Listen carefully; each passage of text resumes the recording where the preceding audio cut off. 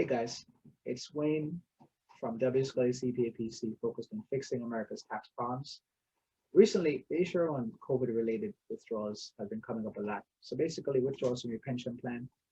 And so I wanted to do a quick video on this to kind of educate people on it. In the case of a COVID-related distribution from a retirement plan that occurred between January and December of last year, you have a couple of options here, right? And one option is to ratably include the income over 3 years. And what does that really mean? Well, you take, say, a $9,000 distribution and you divide it by three years, you get $3,000. You include $3,000 in year one, which is a 2020 year, the year we're doing now. And then the remaining 3,000 over the next 2 years, 2020, 2021, 2022, and so forth, right?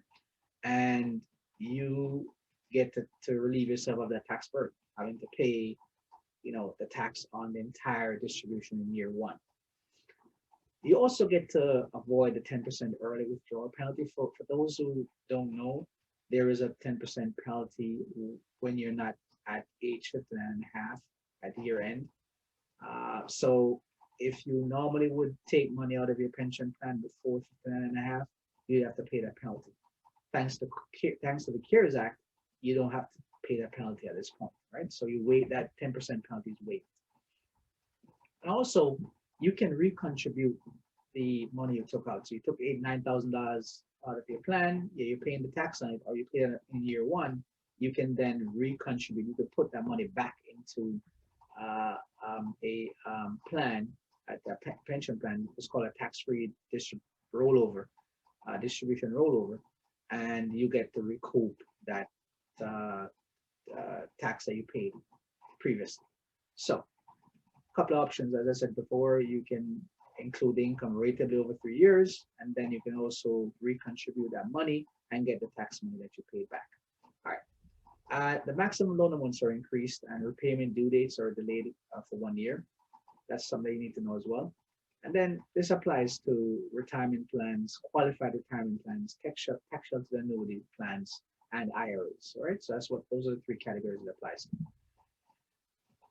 So what happened prior to COVID? Well, generally a distribution from your, as I mentioned before, a distribution from your plan would have to be included in total in the year it was distributed. So if you took $9,000 out prior to COVID, say 2019, you took $9,000 out, you'd have to include the entire $9,000 in the year you took it out, right? And then you'd have to pay the 10% penalty if you hadn't gotten to age 59 and a half. And unless you roll that money over into another plan within 60 days, then you definitely have to pay the tax. So those are kind of like some of the rules, just to put everything into perspective for you on those withdrawals from your pension plan, right? And employer-sponsored qualified retirement plans may permit participants to take out loans from their plan. So certain conditions apply to that as well. Of course, a loan is not income because you're supposed to pay that back.